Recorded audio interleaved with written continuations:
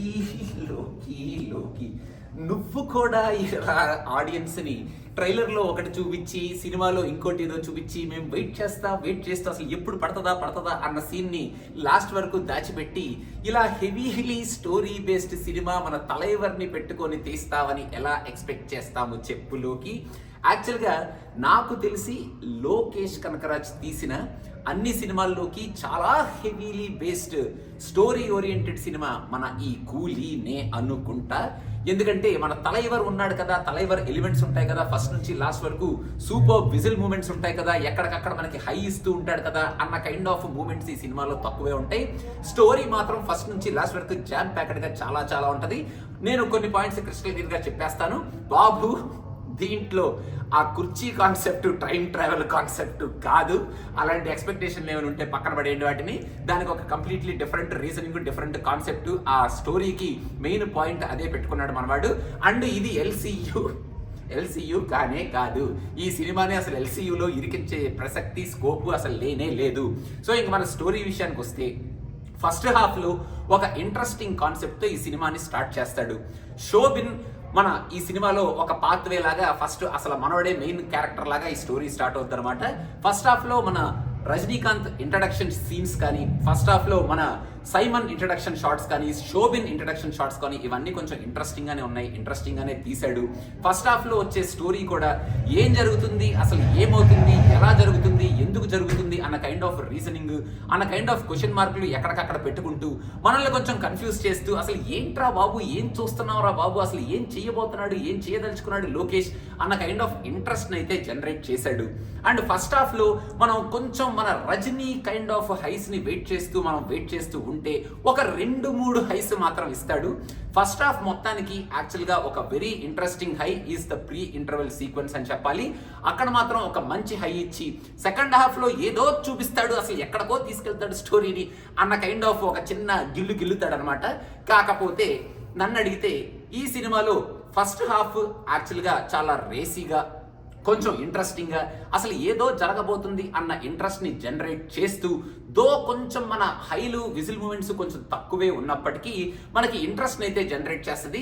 Second half వచ్చేటప్పటికే ఉంటది బాబు మనకి ఈ సినిమాలో స్టోరీ బేస్డ్ అని నాన్ లీనియర్ గా సినిమాని తీసుకెళ్తూనే ఉంటాడు. నాన్ లీనియర్ గా క్యారెక్టర్స్ తో చాలా సీన్లు జరుగుతూనే ఉంటాయి. కాకపోతే అసలు మనం కూర్చొని చూస్తూనే ఉంటాం. అక్కడ రజనీకాంత్ చేసేదేమీ మనకి కనపడదు. సీన్లు నడుస్తూ ఉంటాయి, స్టోరీ నడుస్తూ ఉంటుంది, మనకు కొంచెం కన్ఫ్యూజన్ కూడా క్రియేట్ చేస్తూ ఉంటాడు. ఏదో లెందీ స్టోరీ చూస్తున్నాం, అసలు ఏం జరుగుతుందిరా బాబు అన్న కైండ్ ఆఫ్ ముఖాలు చూసుకోవడం అది ఇది సెకండ్ హాఫ్ లో జరుగుతూ ఉంటది. విజిల్ మూమెంట్స్ నాకు తెలిసి సెకండ్ హాఫ్ లో లాస్ట్ 20 మినిట్స్ వరకు ఎవరో వేసినట్టు కూడా అనిపించలేదు నాయన. ఇంకా సెకండ్ హాఫ్ లో కూడా మన క్యామియోస్ ఏవైతే ఉంటాయో, సెకండ్ హాఫ్ లో నేను క్యామియోస్ అని అంటాను బాబు, సెకండ్ హాఫ్ లో వచ్చే క్యామియోస్ ని, అవి కూడా అసలు వాట్ ఇంపార్టెంట్ క్యామియో అన్న కైండ్ ఆఫ్ సీన్ అయితే ఆ క్యామియోస్ కి పడలేదు. బికాస్ అవి సర్ప్రైజింగ్ గా వచ్చుంటే ఇంపాక్ట్ వేరేగా ఉండేది, మనకు ముందే తెలుసు కాబట్టి ఓకే ఇప్పుడు దిస్ గై విల్ కమ్ అని చెప్పి మనం వెయిట్ చేస్తుంటాం కాబట్టి మనకి ఆ ఇంపాక్ట్ కూడా అంత తగలేదు. సెకండ్ హాఫ్ మొత్తానికి the very interesting scene is the last 20 minutes అని చెప్పాలి. ఆ లాస్ట్ 20 మినిట్స్ లో కూడా ఏం జరుగుద్ది అని నేను చెప్పను, కానీ ఒక 5 to 10 మినిట్స్ మాత్రం ఆడుకున్నాడు లోకి. సెకండ్ హాఫ్ మొత్తం డల్ అయిపోయి మనందరం అబ్బా ఏంట్రా లోకేష్ కూడా చివరికి సినిమా ఇలా తీస్తే ఎలాగరా అనుకునే కైండ్ ఆఫ్ ఇంప్రెషన్ ని లాస్ట్ 10 మినిట్స్ లో అయితే కొంచెం అరేస్ చేశాడు. కాకపోతే మనల్ని ఒక హై నోట్ లో థియేటర్ నుంచి బయటికి పంపించే లోకి ఈ సినిమాలో శుభం కార్డేసి సినిమా అయిపోయింది బాబు, ఓకే నౌ యూ గో అని చాలా లీజర్ గా మనల్ని సినిమా థియేటర్ నుంచి బయటికి పంపిస్తాడు అనమాట. సో అక్కడ మాత్రం ఆ కిక్ మిస్ అయింది అని నేనైతే చెప్తాను. లోకేష్ కనకరాజ్ నుంచి మనం ఏదైతే ఎక్స్పెక్ట్ చేస్తామో ఆ ట్రైలర్ చూసి, రజనీకాంత్ ని చూసి, ఈ క్యామియోస్ అందరినీ చూసి, అదైతే ఈ సినిమాలో మిస్ అయింది అని నాకైతే అనిపించింది.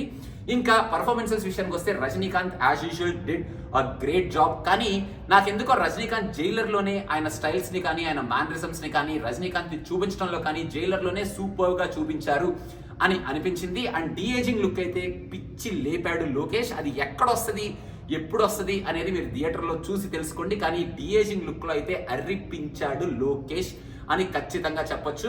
That episode is the highlight episode of this entire movie నాకైతే. ఇంకా మన రజనీకాంత్ స్టైల్స్ కూడా కొంచెం మిస్ అయినాయి. నాకైతే మరి ఫుల్ ఫ్లెడ్జ్డ్ గా రజనీకాంత్ స్టైల్స్ ని వాడుకోలేదు లోకి అనిపించింది. నాగార్జున గారు did a great job. Simon లాగా పిచ్చి లేపారు. యాక్చువల్ గా ఫస్ట్ హాఫ్ లోనే ఆయనకి సూపర్ పర్ఫార్మెన్స్ ఉంది. సెకండ్ హాఫ్ లో కొంచెం సైమన్ కి పర్ఫార్మెన్స్ కొంచెం తక్కువే ఉంది, కానీ he's looking perfect as a villain facing మన సూపర్ స్టార్ అనేటట్టు ఆయన పర్ఫార్మెన్స్ ఉంది. శోభిన్ బాబు ఉండేది ఇంతే, కానీ ఈ సినిమాలో ఫస్ట్ నుంచి లాస్ట్ వరకు కర్త కర్మ క్రియ మొత్తం ఈయనే అనమాట. ఈ సినిమాలో మొత్తం ఈ సినిమాని స్టార్ట్ చేసేది, సినిమా ఎండ్ వరకు ఉండేది, ప్రతి ఫ్రేమ్ లో మనకి కనిపించేది శోభినే. పర్ఫార్మెన్స్ తో చించి ఉతికా రేశాడు అని ఖచ్చితంగా చెప్పొచ్చు.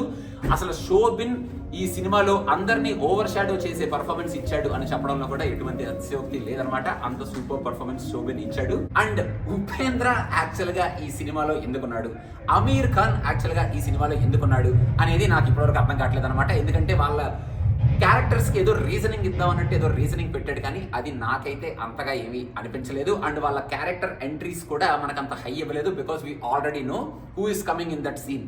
అక్కడ బ్యాక్గ్రౌండ్ స్కోర్ ఎంత భయంకరంగా మనం అనిరుద్ధ్ కొట్టినా కూడా మనకి ఆ high, because of we already know who is coming, తగలలేదన్నమాట. అండ్ శృతి హాసన్, ఆ అమ్మాయి ఈ సినిమాలో ఏడ్చినంత ఇంకా వేరే సినిమాలో ఎక్కడ ఏడవలేదేమో. నాకు తెలిసి 3 మూవీలో బాగా ఏడ్చుంటది, దాని తర్వాత ఈ సినిమాలోనే అంత ఏడ్చింది అనిపించింది. ఫస్ట్ నుంచి లాస్ట్ వరకు ఏడుస్తూనే ఉంటుంది అనమాట అమ్మాయి. ఫస్ట్ నుంచి లాస్ట్ వరకు ఈ అమ్మాయి కూడా ఉంటది, కాకపోతే ఏడుస్తూనే ఉంటది. ఇంకా మన బ్యాక్గ్రౌండ్ స్కోర్ అనిరుద్ధ్ కుమ్మి అవతల పడేశాడు.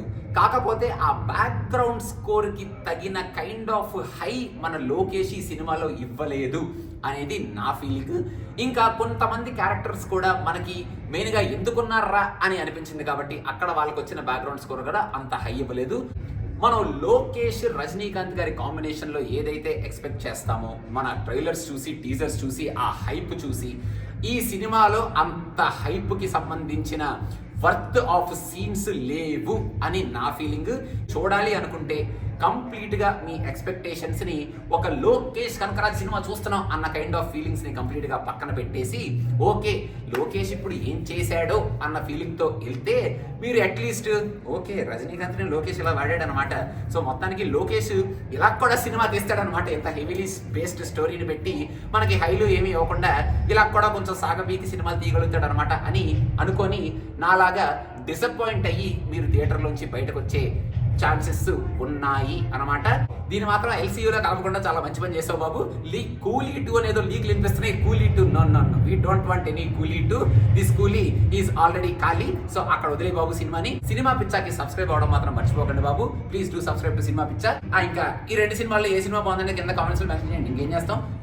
Next time you are looking for a tutor, makeup, wellness, yoga, insurance, whatever the service may be, whatever the gig may be, please consider visiting Sita app and help the women, give them an opportunity to be financially independent, empower them, help them and support them. Because she is the hero always.